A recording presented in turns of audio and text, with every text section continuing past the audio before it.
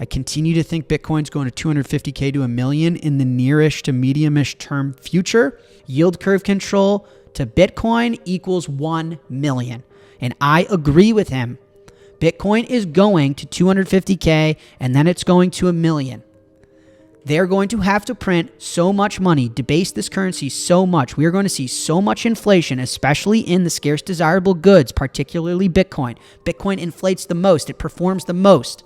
You guys have to understand what's happening. You have to.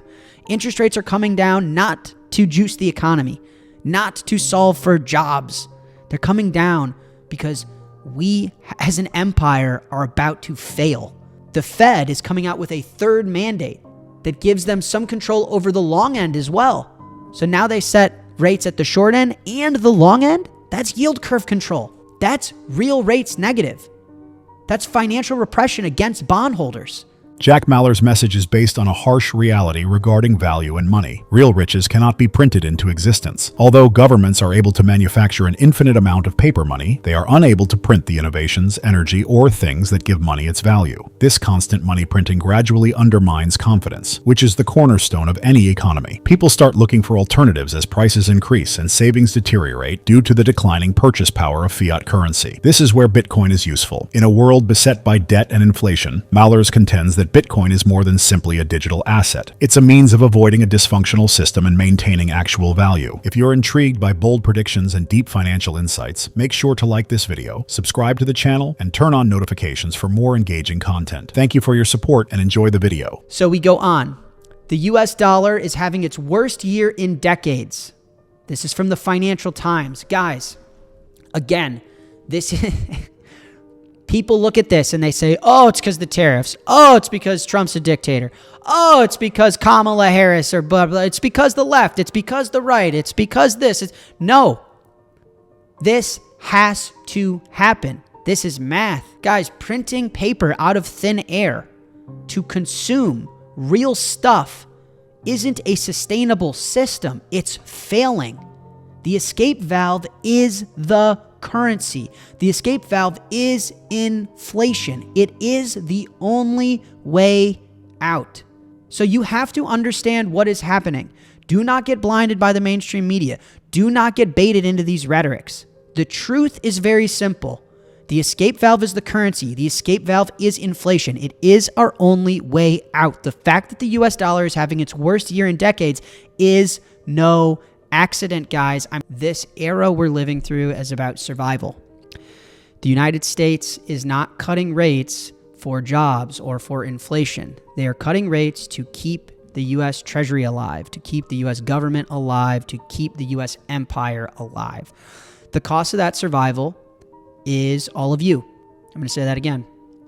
The cost of their survival is you listening to this show. Your life, the things you can acquire, the family you want to have, the house you dream of living in. That is the sacrifice and the expense of keeping this empire chugging along. And so think through the framing of this rant as about survival, understanding the task at hand by the powers that be and who they are shortcutting to get where they need to go. We're going to continue to go higher because once the Treasury has their checking account full, they go and spend that money into the real economy. One of the biggest spenders in the economy is the US government itself. And that capital finds its way into Bitcoin, into real estate, into the stock market, into gold, into the economy. And so the Treasury general account is being refilled. That will suck liquidity out of the system. And I think why this excites me so much is Bitcoin continues to be the best expression of fiat liquidity, the best pulse, the best index, the best heartbeat as to how healthy the system is, where the liquidity is, all the way to the Treasury literally refilling its checking account, its money bucket. So just so you guys know, I think that there are serious liquidity issues within the market. We are living in two economies, as I've been saying on this show. There is the ultra wealthy, and then there is everybody else. There are scarce desirable asset holders, and then there is everybody else. And we'll get into that in detail later in the episode. But the everybody else continues to struggle. The Treasury is draining liquidity right now. And I think Bitcoin is reacting to that. And as a Bitcoin holder, that's what you want. You do not want Bitcoin to be like the S&P 500, to be collecting a bunch of passive flows that backs the treasury market with its bullshit 10% up every single year that's basically more or less reflecting the increase in M2 money supply. You want Bitcoin to be the escape valve, the exit door, the pure reflection of the devil in the mirror. Fed third mandate forces bond traders to rethink age-old rules. Guys, this is massive news. This story continues to prove out to be exactly what we think it is. I continue to think Bitcoin's going to 250K to $1 million in the nearish to mediumish term future. This article shows me that the general public, mainstream media, all these smart economic advisors that could never listen to the little naive kid in the hoodie in the empty closet, they still don't get it. They still don't get it. This is not about ego. This is not about force. This is about survival. This is about the United States has no choice. We are in a debt spiral. Unless you want to stop being the world reserve currency and get on a Bitcoin and/or gold standard, a neutral money standard, you have to bring rates down. You have to finance the U.S. government at any and all costs. And the notion that Bloomberg and economists and bond portfolio managers think that this is about politics, they have no idea what is coming. To make matters worse, the deficit continues to grow even though tax collections increased by 12% from the previous year. Tariffs brought in hundreds of billions, and the money supply expanded. The situation in the United States is similar to receiving an increase of 12%, but continuing to accrue more credit card debt each month. The government continues to spend more money regardless of how much more it receives. The disparity simply continues growing. For this reason, Mallers claims that the United States is unable to stop its currency from depreciating. Please take a moment to like this video, subscribe to the channel, and enable post notifications for future Bitcoin, macroeconomic, and digital asset content before we go any further. Now, let's get into his powerful predictions. With Fed board member Myron now confirmed, the mainstream media is preparing the world for the Fed's third mandate, which is essentially yield curve control. Let's go. Yield curve control to Bitcoin equals 1 million. And I agree with him. Bitcoin is going to 250K and then it's going to $1 million. They're going to have to print so much money, debase this currency so much. We are going to see so much inflation, especially in the scarce desirable goods, particularly Bitcoin. Bitcoin inflates the most. It performs the most. You guys have to understand what's happening. You have to. Interest rates are coming down not to juice the economy, not to solve for jobs.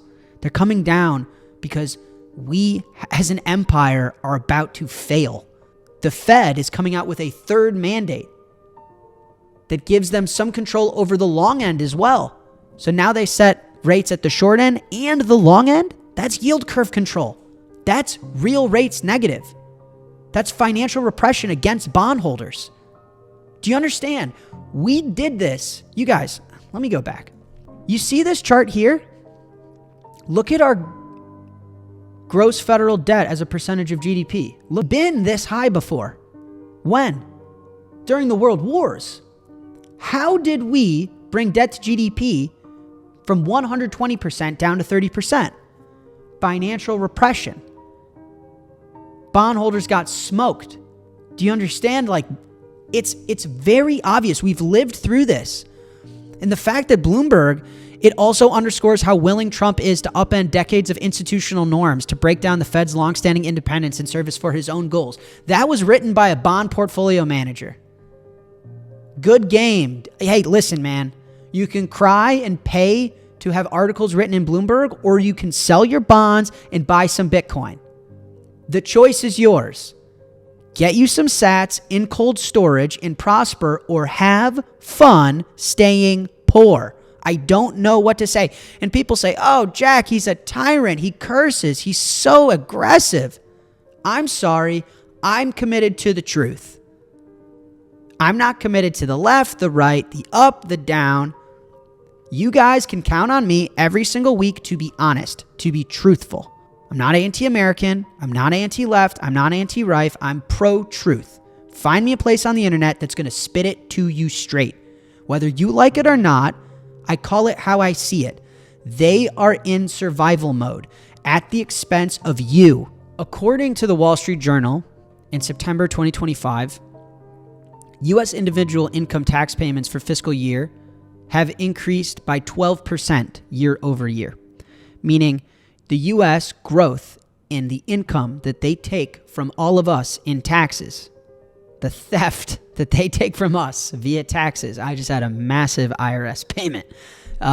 So the theft, the property theft that they are taking from us in the form of taxes grew 12% year over year. Another interesting stat is the U.S. money supply has grown about 5% year over year. So the money supply is up 5%. Tax receipts are up 12%. How the hell is the deficit higher? Guys, that would be the equivalent if you got a 12% raise, but your credit card bill went up anyway. If you're bringing in more income, if you are printing more money, the deficit is supposed to come down.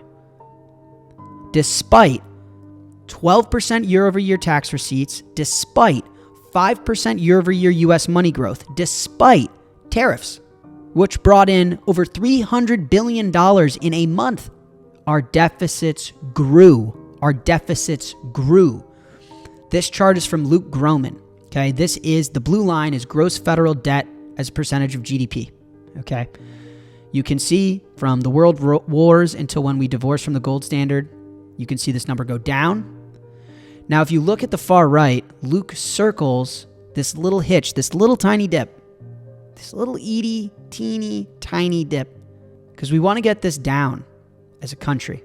And look at his note here. It reads, note that this little drop in debt GDP from 2020 to 2022, so COVID, required 8% CPI, so record-breaking levels of inflation, 0% interest rates, and it aided by massive recovery from COVID and massive year-over-year SPX increase. So stock market up. In one of his most powerful and emotional speeches, Jack Mallers warns about the true state of the American economy and explains why he thinks Bitcoin is the only way out. He starts out by pointing out that the U.S. currency is experiencing its worst year in decades, and that the true problem is not explained by what the media says about tariffs, politics, or particular politicians. Mallers claims that this is easy math. A system that uses fictitious money to purchase actual products is not sustainable. Inflation is the escape valve for its collapse, which is occurring due to its own weight. By depreciating your money, the system is able to continue operating. He contends that the United States is not lowering interest rates to support workers or combat inflation. In order to maintain the government, the treasury, and the empire itself, they are lowering interest rates. However, that survival costs you dearly. The average person bears the cost in the form of growing expenses, a declining quality of life, and a more unaffordable future. According to Mallers, the system is being maintained at the expense of your ideal home, the happiness of your family, and your financial independence. We live in two economies, he says, one for the ultra-wealthy who hold valuable things like gold, real estate, and Bitcoin, and another for everyone else who is gradually being depleted by debt and inflation. The money finally flows into actual assets, which are the very places where the wealthy safeguard their riches, even though the U.S. Treasury is replenishing its accounts and draining liquidity from the system. According to Mallers, Bitcoin is the best indicator of the system's health and the clearest representation of its liquidity. Remember to like this video, subscribe to the channel, and enable notifications if you thought his viewpoint was helpful so you don't miss any updates. We'd love to know what you think about the future of cryptocurrency markets, so please share your ideas in the comments section. We appreciate your time and hope to see you in the next video.